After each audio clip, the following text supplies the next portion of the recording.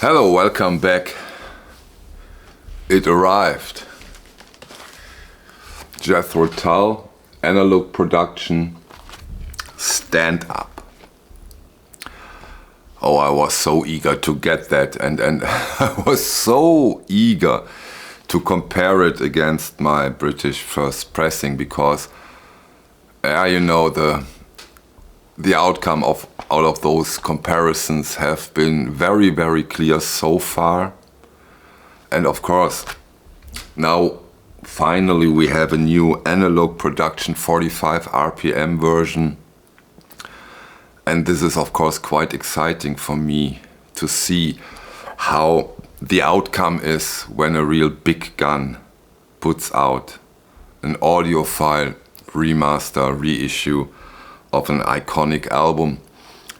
And also when someone like Kevin Gray is involved, who did the mastering for this one, or the pressing plant is cool in this case, not QRP but RTI. Yeah, let's just see. At the end of the video, for those who stays until the end, a little surprise unboxing of an iconic audiophile release as a little surprise, which is not mentioned in the title. Yeah, before we go into the comparison, I can compare this album with 3 editions. First, of course, the Analogue Production. Then I have the 2016 Steven Wilson remix.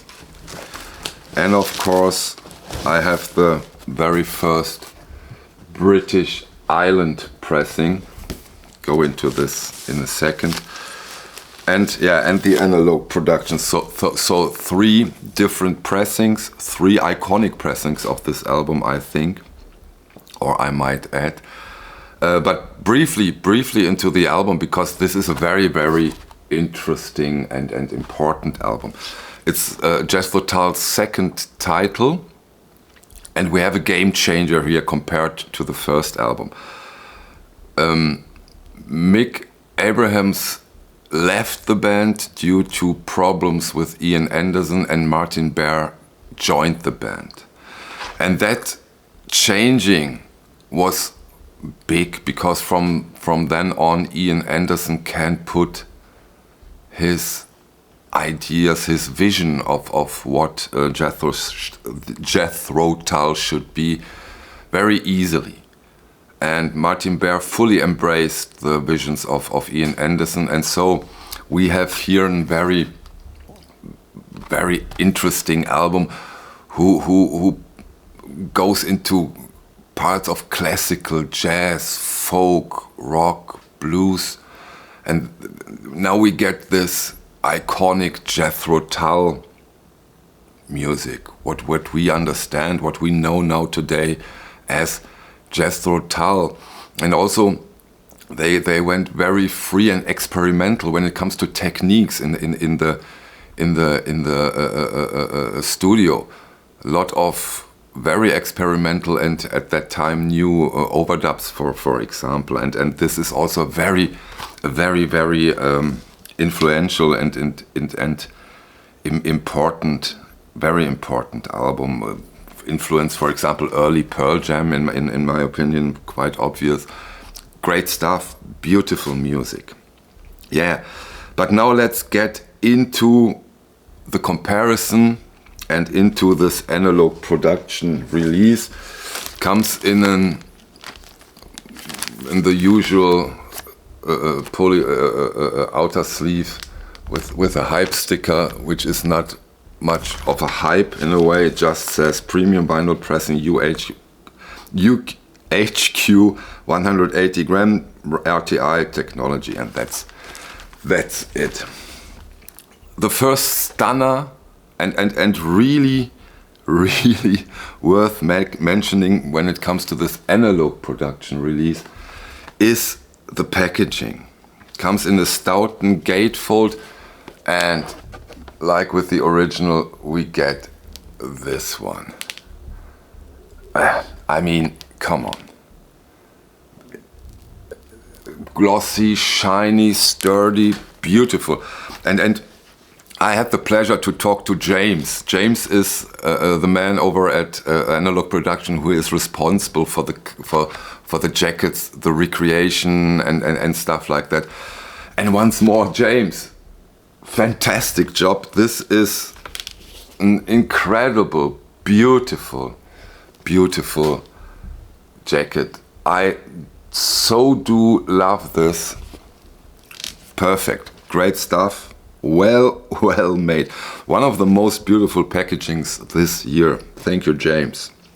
Yeah, this is, of course, the original has it too, but not in this sturdy, beautiful, shiny, perfect manner.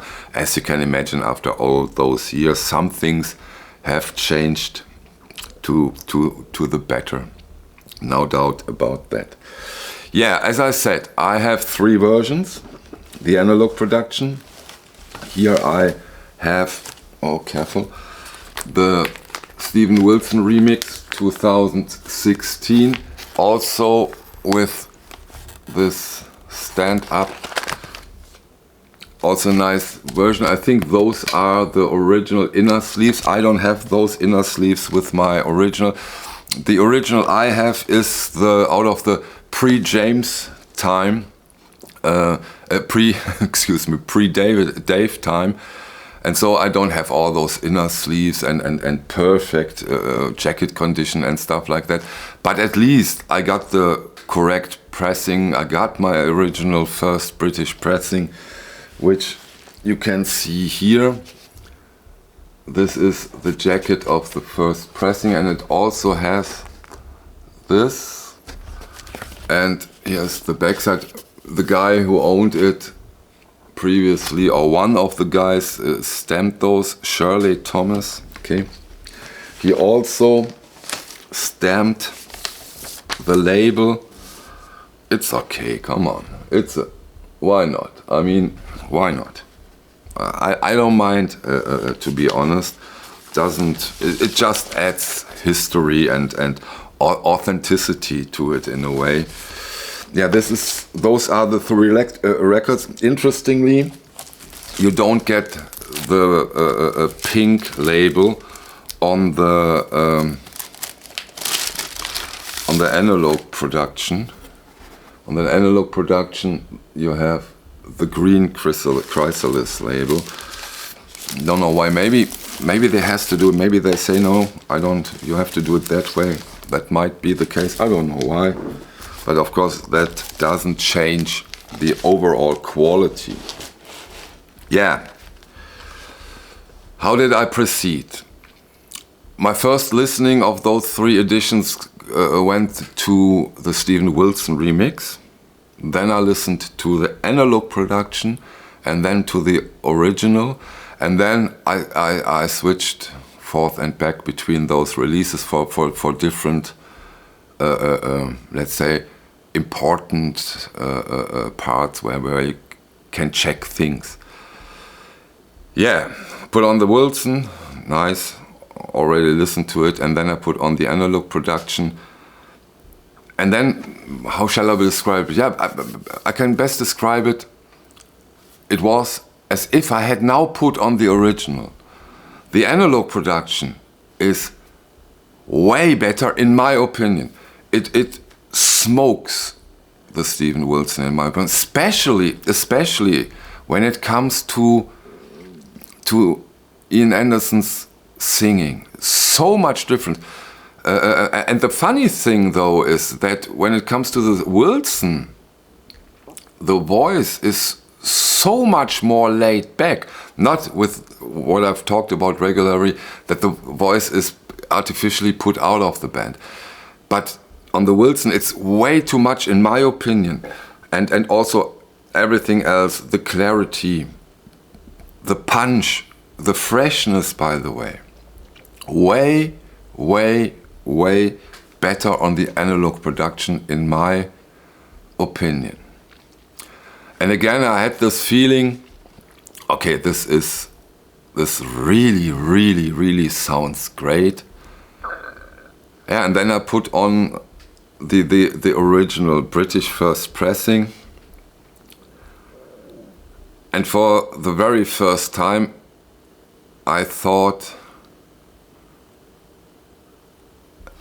sounds great, but the analog is better? Can that be?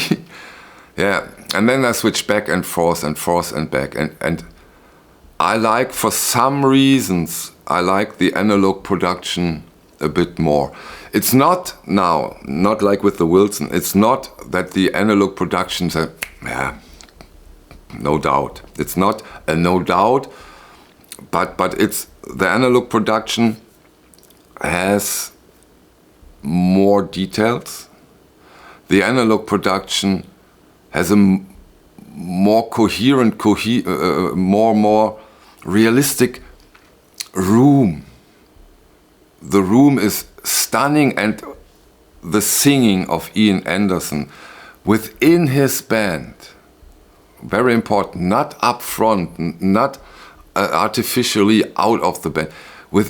This is where this analog production shines really, really, really good. Maybe also put into perspective that we don't talk about a typical audiophile record here. It's not an audiophile record, this Jethro Tull Stand Up. It's a great sounding record. It sounds great. The original and the album sounds great, don't get me wrong, but not your, no, it's rock. And it rocks, which is of course cool. So we have a great sounding record, we don't have an audiophile record. And yeah, you know, when I put the Wilson and the analog production and the original is, I put a blanket away. And now it opens. It's going from here to here. This effect in a way. So, but as I said, for the first time, I'd say that the reissue sounds a bit better than the original. Of course, the iconic status, this artifact, this is the very first British pressing, country of origin at this day. That stays with the original. And of course with the remaster stays this shiny, perfect, sturdy, beautiful, great jacket, this ultra dead, flat, silent vinyl, no click, no pop. So, and that's how I love it, really. That's how I love it. Have both. When it comes to an album that is very important to me, that I love, of course, it's beautiful to have the original and a very, very good, outstanding reissue. Yeah. That being said, Analogue Production delivered with this one. They really delivered, which of course in a way is a bit of a relief. So because not everybody has the chance to get his hands on those originals. And don't get me wrong, of course, someone who lives in southwest North Yorkshire might have a record shop where he luckily find this pressing for, let's say, 20 British pounds. But also this in a very good shape, this release, this original goes for quite some money nowadays. So, freedom of choice, that's the most important part of it. Yeah, that's it for the Analogue Production. Jethro Tull Stand Up. Well done. Thanks. And now, yeah, let's unbox something. It was with I got the delivery with a Nils Lofgren Acoustic Live 45 RPM box set. It was long gone, I think. And if I'm not mistaken, this is probably the last time that this beauty, this audiophile masterpiece gets a repress. And so of course I took the chance, because this is the only of these box sets that I don't have out of its, yeah, let's call it a series. And so of course I took the chance, and let's have a look inside. Okay, let's put up the shrink. Here we go. Here we go. Yeah, we have them. I really do. I put the shrink away, so then this is a beautiful packaging. Really a beautiful packaging in these box sets. Oh, come on, get sharp. Yeah, here we go. Here's the photo. Okay. Now then you have this. Come on, make it sharp. So now, yeah, here we go. Again with, and then the records. Yeah, advertisement. Hooray! Yeah.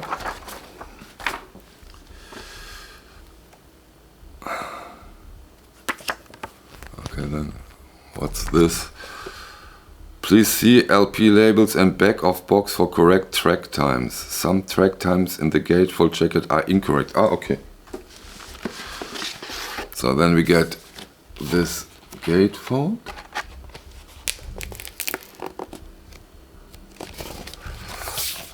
Okay, 2 albums. And yeah, and the other ones we get here in this. Yeah, that's okay. Come on, let's have a look at the vinyl and the label.